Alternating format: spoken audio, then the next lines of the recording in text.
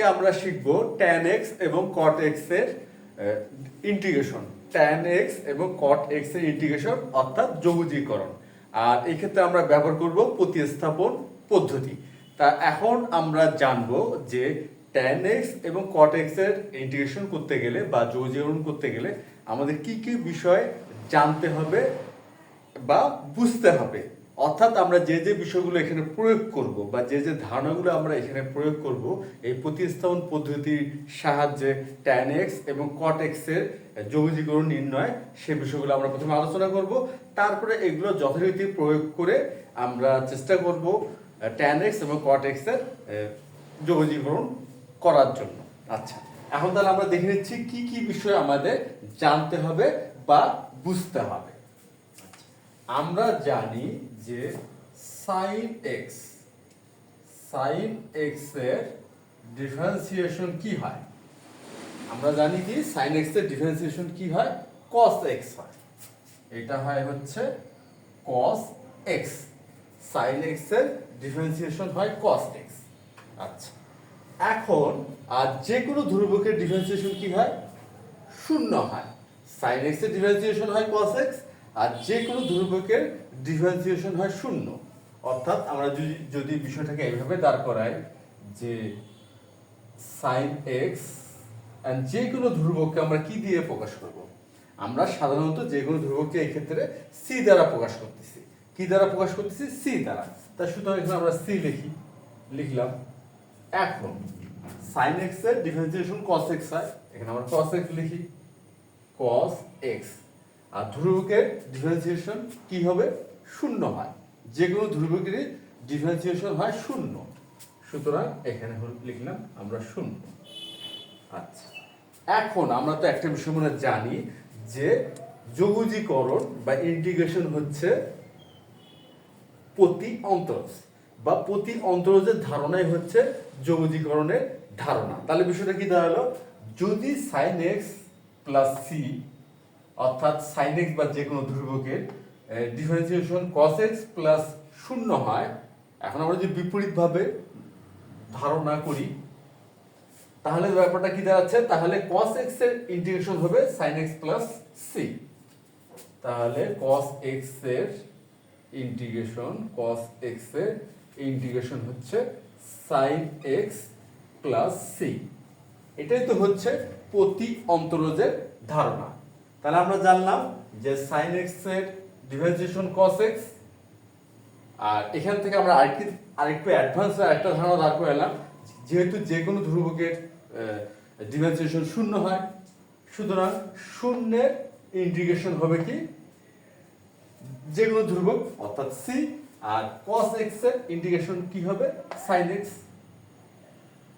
আচ্ছা, তাহলে cos x এর ইন্টিগ্রেশন হলো sin x প্লাস c। এখন আমরা দেখব যে cos x এর ডিফারেন্সিয়েশন কি হয়, cos x। আচ্ছা, এখানে দেখি cos x এর ডিফারেন্সিয়েশন হয় হচ্ছে মাইনাস sin x। এটা কিন্তু আমরা জানি যে cos x এর ডিফারেন্সিয়েশন হয় মাইনাস sin x। এখন কথা হচ্ছে মাইনাস sin x এর ডিফারেন্সিয়েশন তাহলে মাইনাস cos x এর ডিফারেন্সিয়েশন কি হবে, cos x এর ডিফারেন্সিয়েশন যদি মাইনাস sin x হয় তাহলে মাইনাস cos x এর ডিফারেন্সিয়েশন কি হবে, প্লাস sin x। এটা হবে প্লাস sin x অর্থাৎ sin x। এখন এই যে sin x প্লাস c অর্থাৎ sin এবং যে কোনো ধ্রুবকের ডিফারেন্সিয়েশন হয় cos x প্লাস c বা cos x প্লাস 0, আর সেহেতু cos x এর ইন্টিগ্রেশন হচ্ছে sin x প্লাস c। এখন এখানে যদি আমরা যে কোনো ধ্রুবক ব্যবহার করি, যে কোনো ধ্রুবক এখানে আমরা ব্যবহার করতে পারি, কেন যে কোনো ধ্রুবকের ডিফারেন্সিয়েশন শূন্য হয়। সুতরাং এখান থেকে আমরা কি ধারণা পেলাম যে minus cos x plus c এর ডিফারেন্সিয়েশন হচ্ছে sin x প্লাস 0 বা শূন্য। সুতরাং sin x এর ইন্টিগ্রেশন কি হবে, minus cos x plus c। এটা হচ্ছে প্রতি অন্তরজের ধারণা। তাহলে sin x এর ইন্টিগ্রেশন হচ্ছে minus cos x plus c। আচ্ছা, এখন আমরা একটা বিষয় দেখি যে ln x, ln x এর ডিফারেন্সিয়েশন হচ্ছে 1/x, ln x এর ডিফারেন্সিয়েশন হচ্ছে 1/x। সুতরাং ln x প্লাস c, এটা ডিফারেন্সিয়েশন কি হবে? 1/x প্লাস 0, c যে কোনো ধ্রুবক 0। সুতরাং 1/x এর ইন্টিগ্রেশন কি হবে? ln x plus c। সুতরাং আমরা বলতেই পারি 1/x এর ইন্টিগ্রেশন হবে ln x প্লাস c। এখন কথা হচ্ছে আমরা কিন্তু জানি ln হচ্ছে কি ই ভিত্তিক লগ, আর লগ হচ্ছে সবসময় ধনাত্মক মানের জন্য সংজ্ঞায়িত। শূন্য বা ঋণাত্মক মান লগে প্রযোজ্য নয়, অর্থাৎ ঋণাত্মক মান বা লগের জন্য কি হয়? অসংজ্ঞায়িত মান হয়। আর ধনাত্মক মানের জন্য হচ্ছে লগ সংজ্ঞায়িত মান পাওয়া যায় ধনাত্মক মানের জন্য।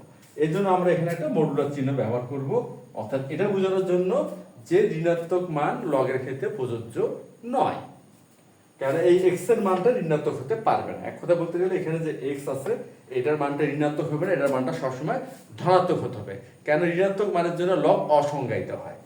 আর লোন তো এক প্রকার লগই, কেন ই ভিত্তিক লগটাই হচ্ছে লোন। সুতরাং আমরা এখানে লোন দিলাম, এটা মডুলার চিহ্ন ব্যবহার করলাম বা পরমমান চিহ্ন, আর হল প্লাস সি, অর্থাৎ 1/x এর ইন্টিগ্রেশন হচ্ছে ln mod x plus c. আচ্ছা, আর আরেকটি আমরা লগের বিষয়ে আমরা ধারণা নেই, সেটা হচ্ছে এমন, এটা হচ্ছে r ইন্টু লগ এ ভিত্তি m। আচ্ছা, এটা মনে হয় একটা হলো r ইন্টু লগ এ ভিত্তি m, আমরা এটা জানি, এটা আমরা লিখতে পারবো লগ এ m, এই যে r আছে গুণ, এটা হবে এখানে পাওয়ার। এটা কিন্তু লগের একটা সূত্র বা আমরা এটা ব্যবহার করে থাকি। আর লগ এ ভিত্তি m সমান সমান কি হয়? লগ এ ভিত্তি m to the power r।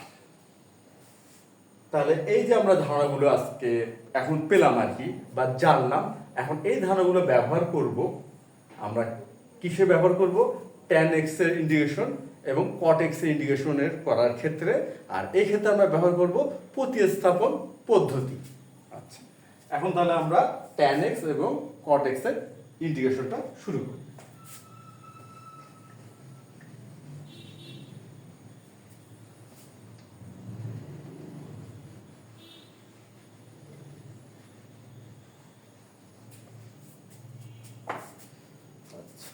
এখন আমরা করব হচ্ছে tan x, tan x এর ইন্টিগ্রেশন। আমরা মনে করি, ধরে নিচ্ছি আর কি, প্রথমে আমরা একটা কাজ করি, এই tan x কে আমরা জানি tan x সমান সমান কি হয়? sin x divided by cos x। আমরা আগে এই কনভার্টটা করে নিই, তারপর আমরা ধরতেছি। আচ্ছা, তাহলে আমরা প্রথমে কি করব? কনভার্টটা করি। এটা হচ্ছে sin x divided by cos x, কারণ আমরা জানি tan x সমান সমান কি হয়? sin x divided by cos x, আর এখানে তো dx টা থাকতেছে। আচ্ছা, এখন একটা বিষয় খেয়াল করি, cos x এর ডিফারেন্সিয়েশন কি হয়? cos x এর ডিফারেন্সিয়েশন হয় মাইনাস sin x। সুতরাং এটা বলাই যাচ্ছে যে আমরা cos যদি ধরি তাহলে sin পাবো, cos ধরলে sin পাবো, অর্থাৎ cos কে যদি z ধরি, cos কে আমরা z ধরলাম, আর এটা ডিফারেন্সিয়েশন করলে আমরা sin পাচ্ছি। তা সুতরাং আমরা এখন cos x সমান সমান ধরে নিলাম z। আমরা কি ধরলাম? cos x সমান সমান ধরলাম z।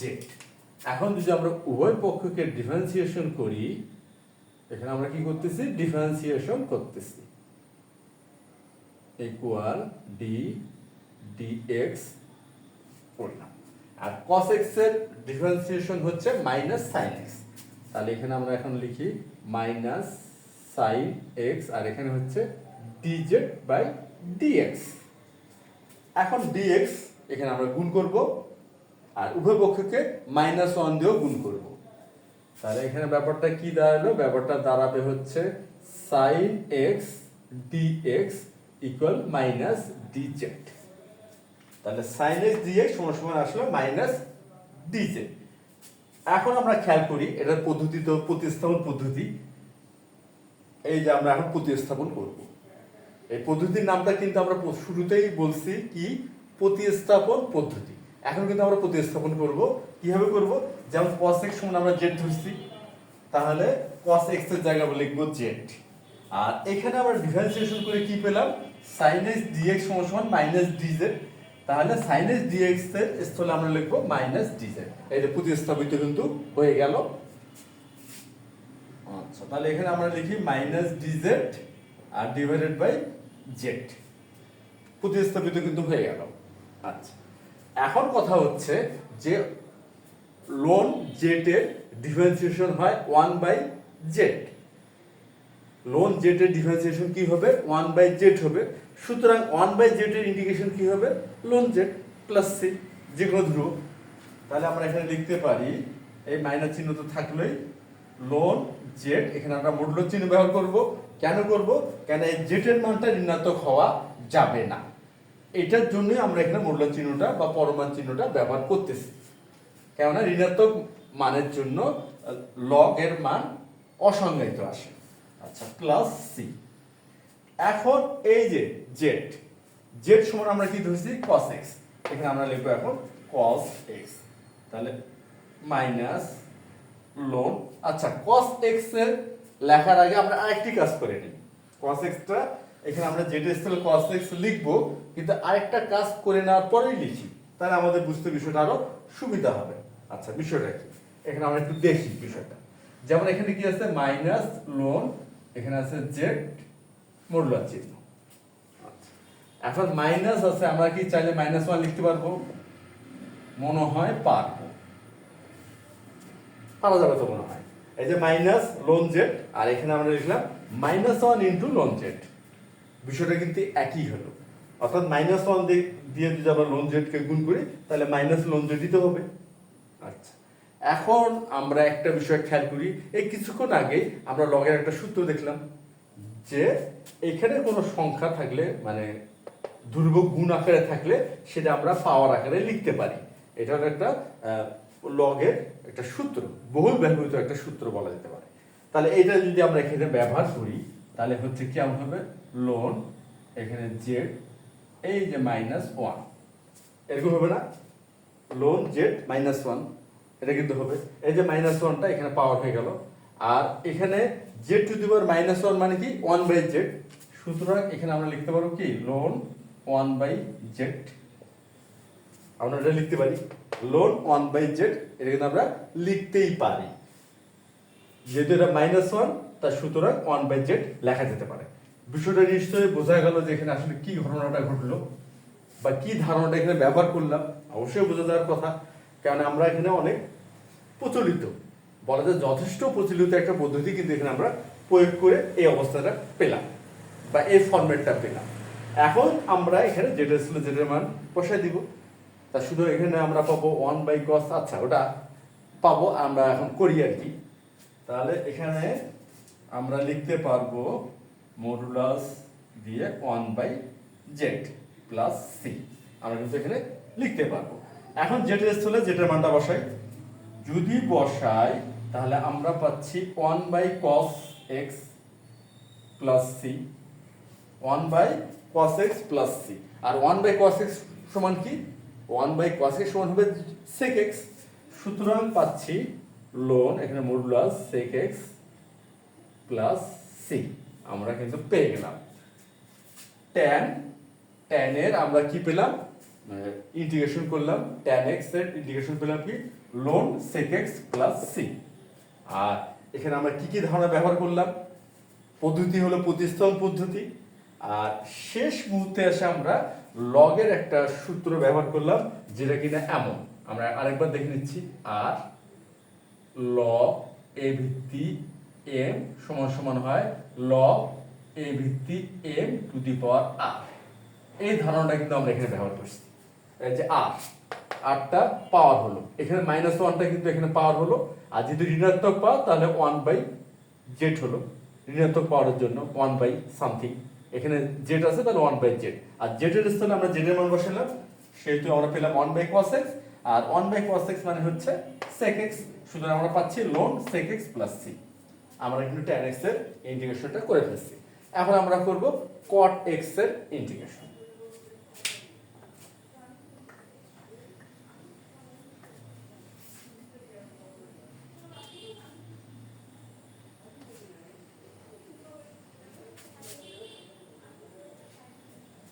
আচ্ছা, এখন আমরা cot x এর ইন্টিগ্রেশনটা করি।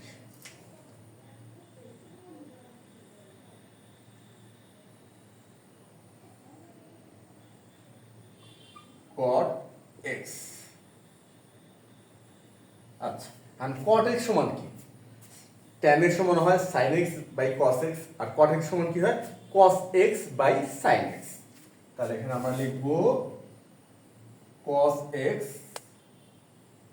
বাই sin x, আর এখানে dx থাকলোই। আচ্ছা, এখন আমরা ধরে নিচ্ছি, মনে করি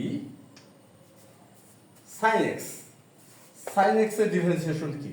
sin x এর ডিফারেন্সিয়েশন হচ্ছে cos x, অর্থাৎ sin ধরলে cos পাওয়া যাবে। কারণ এখানে আমরা যে ধরে নিচ্ছি এই যে sin x সমান z ধরে নিব, তার উভয় পক্ষকে তো আমরা কি করতেছি? ডিফারেন্সিয়েশন করতেছি, করে কিন্তু আমরা cos x টা পাবো। তাহলে আমরা cos x কে সরিয়ে দিতে পারতেছি, sin x টাকে ধরলে আমরা cos x কে সরিয়ে দিতে পারতেছি বা প্রতিস্থাপন করতে পারতেছি, যেটা হলো প্রতিস্থাপনের পদ্ধতির মূল যে বিষয়টা, যে অবস্থাটা আছে তার স্থলে আমাদের যে মানটা আমরা ধরে নিচ্ছি সেই হিসেবে মান প্রতিস্থাপিত করা, প্রতিস্থাপন পদ্ধতি। আচ্ছা, তাহলে আমরা ধরে নিচ্ছি যে sin x সমান সমান হচ্ছে z। এখন আমরা কি করব? উভয় পক্ষকে ডিফারেন্সিয়েশন করব, আর ডিফারেন্সিয়েশন করলে আমরা পাচ্ছি sin x ইকুয়াল হচ্ছে d dx z। আর sin x এর ডিফারেন্সিয়েশন কি হয়? আমরা জানি cos x হয়, sin x এর ডিফারেন্সিয়েশন হয় cos x। সুতরাং এখানে আমরা পাচ্ছি cos x equal dz dx। তাহলে অতএব cos x dx ইকুয়াল হচ্ছে dz আমরা পেয়ে গেলাম। এই যে আমরা প্রতিস্থাপিত করার মতো বিষয়গুলো কিন্তু পেয়ে গেলাম। কি কি প্রতিস্থাপিত করতে পারবো? আমরা পারবো এটা cos x dx সমান সমান dz, এই যে cos x dx এই স্থলে লিখতে পারবো dz, আর sin x সমান আমরা ধরেছি z, তাহলে এখানে sin x এর স্থলে লিখতে পারবো z। প্রতিস্থাপিত কিন্তু হয়ে গেল। আচ্ছা, প্রতিস্থাপিত হয়ে যাচ্ছে dz, আর এখানে আসলো z, প্রতিস্থাপিত হয়ে গেছে। এখন কথা হচ্ছে 1/z, 1/z এর ইন্টিগ্রেশন কি? প্রতি অন্তরজের ধারণা ব্যবহার করলে 1/z এর ইন্টিগ্রেশন আমরা পাচ্ছি ln z plus c, ln z plus c, অর্থাৎ এখানে আমরা পাচ্ছি ln, এখানে আমরা মূল্য চিহ্ন ব্যবহার করব plus c, ln z plus c। এখন z এর স্থলে আমরা কি করব? z এর মান আমরা কি ধরছি? sin x। তাহলে z এর স্থলে আমরা এই z এর মানটা স্থাপন করি, করলে কি পাচ্ছি? ln sin x plus c। আমাদের কিন্তু cot x এর ইন্টিগ্রেশনটা হয়ে গেল। আমরা প্রথমে tan x এর ইন্টিগ্রেশন করলাম, এখন cot x এর ইন্টিগ্রেশন করলাম, ব্যবহার করলাম প্রতিস্থাপন পদ্ধতি। আশা করি আজকের এই যে দুইটি আমরা অতি গুরুত্বপূর্ণ ইন্টিগ্রেশন শিখলাম প্রতিস্থাপন পদ্ধতির সাহায্যে, তোমরা সবাই সেটা বুঝতে পারছো।